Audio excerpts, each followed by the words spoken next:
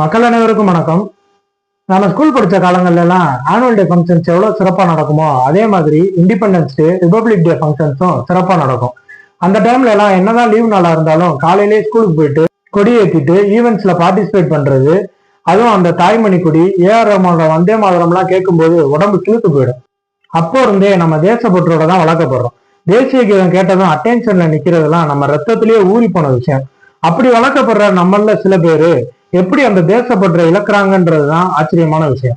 April 22 Kashmir மாநிலம் பகல்காம்ல நடந்த தீவிரவாத தாக்குதல்ல 26 அப்பாவி மக்கள் பலியானாங்க. எப்பவுமே இந்த மாதிரி தீவிரவாத தாக்குதல் நடந்தா நியூஸ்ல பயங்கரமான தாக்குதல்னு போட்டுதான் பார்த்திருப்போம். ஆனா இந்த தாக்குதலோட ஹெட்லைன்ஸை பார்த்தாலே நமக்கு தெரிஞ்சிருக்கும் இது எப்படிப்பட்ட கேவலமான தாக்குதல்னு. கவர்ட்லி அட்டாக் அப்படிதான் எல்லா நேஷனல் மீடியாவும் நியூஸ் போட்டாங்க. ஆமா, இது ஒரு கோழைத்தனமான தாக்குதல் தான். மினி சுவிட்சர்லாந்து அழைக்கப்படுற பகல்காம் டூரிஸ்ட் அதிகம் விசிட் பண்ற ஒரு பிளேஸ். அந்த பகுதியோட மொத்த மக்கள் தொகையே 5000க்குள்ளதான் இருக்கும். ஆனா அங்க இருக்க ஹோட்டல்களோட எண்ணிக்கை 3000க்கும் மேல. இதை வச்சே நம்ம தெரிஞ்சுக்கலாம் அங்க எவ்வளவு டூரிஸ்ட் அதிகமா போவாங்கன்னு. அப்படி அங்க இருந்த டூரிஸ்ட் மேல இந்திய ராணுவ உடை அணிஞ்சிட்டு வந்த 4 தீவிரவாதிகள் கண்மூடித்தனமா தாக்குதல் நடத்தியிருக்காங்க. அங்க இறந்து போனவங்க எல்லாம் சாதாரண பொதுமக்கள். அப்ப அவங்க எவ்வளவு குரூரமான ஆளா இருப்பாங்கன்னு பாருங்க. அதுலயும் ஒரு சின்ன பையன் ஐ லவ் யூ நானான்னு கதறி அழுகுறான். அப்புறம் இன்னொரு பொண்ணு இறந்து போன தன்னோட கணவன் பக்கத்துல அப்படியே உறைஞ்சு போய் உட்கார்ந்துருக்கு. இதெல்லாம் பார்க்கும்போது யாரா இருந்தாலும் இதுக்கு காரணமானவங்கள சும்மா விடக்கூடாதுன்னு தோணும். இந்த சம்பவம் நடந்த உடனே நம்முடைய பாரத பிரதமர், மத்திய உள்துறை அமைச்சர்கள் எல்லாரும் மேற்கொண்டிருந்த அரசு ரீதியான பயணங்கள் எல்லாம் உடனே முடிச்சுக்கிட்டு இந்தியா திரும்பினாங்க. நம்முடைய மத்திய உள்துறை அமைச்சர் திரு அமித்ஷா அவர்கள் உடனே பகல்காம் பகுதிக்கு விரைந்து போய் அடுத்த கட்ட நடவடிக்கைக்கு தயாரானாங்க. இந்த தாக்குதல் பாகிஸ்தான் ராணுவத்தோட துணை இல்லாம நடந்திருக்க சாத்தியமே இல்லைன்னு எல்லாருக்கும் தெரியும். இந்தியா தன்னோட முதல் எதிர்வினைய ஒரு மாஸ்டர் ஸ்ட்ரோக்கோட ஆரம்பிச்சிச்சு. அது என்னன்னா, சிந்து நதிநீர் ஒப்பந்தம் ரத்து. உடனே அவங்க சிம்லா ஒப்பந்தத்தை நாங்க ரத்து பண்றோம், இந்திய விமானங்கள் பாகிஸ்தான் வான்வெளியை பயன்படுத்தக்கூடாதுன்னு பதிலுக்கு சொன்னாங்க. இங்க இருக்க ஊடகங்கள், முக்கியமா இந்த தமிழ் ஊடகங்கள் வெட்கமே இல்லாம சிம்லா ஒப்பந்தத்தை ரத்து பண்ணிட்டாங்கன்னு பெருசா பேசிட்டு இருந்தாங்க. ஃபர்ஸ்ட் சிந்து நதிநீர் ஒப்பந்தம்னா எவ்வளவு முக்கியத்துவம் வாய்ந்தது, சிம்லா ஒப்பந்தம்னா என்னன்னு தெரிஞ்சுக்கிறது முக்கியம். சிந்து நதி இமயமலையில உருவாகி இந்தியா வழியா பாகிஸ்தானுக்குள்ள போகும். சிந்து நதிக்கு ஜீலம், செனாப், ராவி, பியாஸ், சட்லஜ்னு 5 துணை நதிகள். இந்த 5மே இந்தியாவில தான் ஆரம்பிக்குது. இந்தியாவில ஆரம்பிச்சு பாகிஸ்தானுக்குள்ள நுழையுது.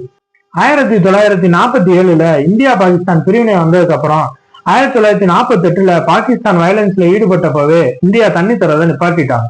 அதுக்கப்புறம் பாகிஸ்தான்காரங்க ஐநா சபையில போய் எங்களுக்கு தண்ணி தர மாட்டாங்கன்னு கம்ப்ளைண்ட் பண்ணி பஞ்சாயத்து வச்சுட்டாங்க. 12 வருஷம் கழிச்சு உலக வங்கி தலைமையில 1960 சிந்து நதி ஒப்பந்தம் போடப்படுது. அந்த ஒப்பந்தத்தின்படி சிந்து, ஜீலம், செனாப் இந்த 3 நதிகளும் பாகிஸ்தானுக்கு, ராவி, பியாஸ், சட்லஜ்னு இந்த 3 நதிகளும் இந்தியாவுக்குன்னு முடிவு செய்யப்படுது. அப்படிப்பட்ட ஒப்பந்தத்தை தான் இப்ப இந்தியா ரத்து பண்ணிருக்காங்க. அப்ப இதுக்கு முன்னாடி பாகிஸ்தான் இந்தியா மேல தாக்குதல் நடத்தினதே இல்லையா? எத்தனையோ முறை நடத்திருக்காங்க. முக்கியமா 1965 அப்புறம் பார்லிமெண்ட் அட்டாக், கார்கில் அட்டாக், உரி அட்டாக், புல்வாமா அட்டாக்னு எத்தனையோ அட்டாக் பண்ணிருக்காங்க. இதுல எதுலயுமே இந்தியா திருப்பி அடிச்சிருக்குமே தவிர ஃபர்ஸ்ட் அட்டாக்கை ஸ்டார்ட் பண்ணிருக்காரு. அப்பெல்லாம் இந்த ஒப்பந்தத்தை தடை பண்ணல. இப்ப பண்ணிருக்காங்கன்னா இப்ப நடத்தப்பட்ட தாக்குதலோட வழி அப்படி. இது பாகிஸ்தானுக்கு மட்டுமல்ல, உலக நாடுகள், ஐநா போன்ற அமைப்புகளுக்கான ஒரு எச்சரிக்கை. அப்புறம் இன்னொரு விஷயம், சிந்து நதி பாகிஸ்தானுக்கு எவ்வளவு முக்கியம்னு பார்ப்போம். பாகிஸ்தானோட முக்கிய நீர் ஆதாரம், ஏன் வாழ்வாதாரமே சிந்து நதி தான். ஏன் அப்படி சொல்றேன்னா, பாகிஸ்தான் பெருமளவு விவசாயத்தை நம்பி இருக்க ஒரு நாடு. விவசாயம் பெரிதளவுல பாதிப்படையும், நீர் மின் நிலையங்கள் பாதிப்படையும், நீர் பற்றாக்குறை ஏற்படும். உடனே இங்க இருக்க மனித நேயமிக்கவர்கள்லாம் தீவிரவாதிகள் செஞ்ச தப்புக்கு பொதுமக்கள் என்ன செய்வாங்க, விவசாயிகள் பாவம் இல்லையான்னு ஆரம்பிச்சாங்க. அவங்க எல்லாம் யாருன்னு பார்த்தா இப்படிப்பட்ட ஒரு நிகழ்வுக்கு ஒரு சின்ன கண்டனம் கூட தெரிவிக்காதவங்க தான். முக்கியமா எல்லா மொழியில இருக்க சினிமா, சின்னத்துறை ஆர்டிஸ்டும் இந்த கோழைத்தனமான தாக்குதலுக்கு தங்களோட கண்டனத்தை பதிவு பண்ணாங்க. ஆனா இங்க தமிழ்ல இருக்க ஒரு சிலரை தவிர எவனும் வாய கூட திறக்கல. இப்படிப்பட்டவங்க தான் நாளைக்கு அவங்க நடிக்கிற படத்துல நீங்க எப்படி நல்லா வாழணும், ஒழுக்கமா வாழணும்னு உங்களுக்கு அறிவுரை சொல்லிட்டு வருங்க. சரி, இவங்களை விடுங்க, சில்லற போயிடுங்க, நம்ம விஷயத்துக்கு போவோம். ஆமா, அந்த மக்கள் பாதிப்படைவாங்க தான். இது மக்களை பனிஷ் பண்ற விஷயம் இல்லை, அவங்க தேர்ந்தெடுத்து வச்சிருக்க அரசாங்கத்தையும் நிர்வாகிகளையும் பனிஷ் பண்ற விஷயம். அந்த மக்கள் அவங்க அரசாங்கத்தை நோக்கி கேள்வி கேட்கணும், உங்களால நாங்க கஷ்டப்படணுமான்னு. இவ்வளவு பெரிய விஷயம் இந்தியா பண்ணதுக்கு அவங்க பதிலடி கொடுக்குறாங்களாம். சிம்லா ஒப்பந்தம் ரத்துன்னு. சிம்லா ஒப்பந்தம்னா என்னன்னு பார்ப்போம். 1972 இந்தியா பாகிஸ்தான் போர் நிறுத்தினதுக்கு அப்புறம் போடப்பட்டதுதான் இந்த சிம்லா ஒப்பந்தம். அந்த போர்ல ஜெயிச்சதே இந்தியா தான். போர்ல ஜெயிச்சது மட்டும் இல்ல, பாகிஸ்தான்ல இருந்து பங்களாதேஷ்னு ஒரு நாட்டையே பிரிச்சு விட்டுச்சு இந்தியா. சரி, அந்த ஒப்பந்தத்துல இருக்க முக்கியமான விஷயங்கள் என்னன்னா, இந்தியாவோட அமைதி, இறையாண்மை, உள்கட்டமைப்பு இது எல்லாத்துக்கும் ஒரு அண்டை நாடா பாகிஸ்தான் துணையா இருப்பாங்களாம். இதுல இருக்கிறதுக்கும் பாகிஸ்தானுக்கு ஏதாச்சும் சம்மந்தம் இருக்கா? இந்த ஒப்பந்தம் போட்டதுக்கு அப்புறம் தான் எல்லை தாண்டிய பயங்கரவாதத்தை அதிகமா தூண்டி விட்டுருக்காங்க. தான் வளராட்டியும் பரவாயில்ல, இந்தியா வளரக்கூடாதுன்னு நினைக்கிற நீ ஒப்பந்தத்தை ரத்து பண்றியா?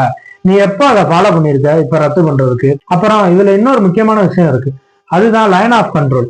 இரு நாடுகளும் தங்களோட வரையறுக்கப்பட்ட எல்லைகளை விரிவுபடுத்தவோ தாண்டவோ கூடாது. இதை இவ்வளவு நாள் அவங்க மீறாம இருந்தாங்களாம், இப்ப கேன்சல் பண்ணிட்டாங்களாம். வேடிக்கை இல்ல?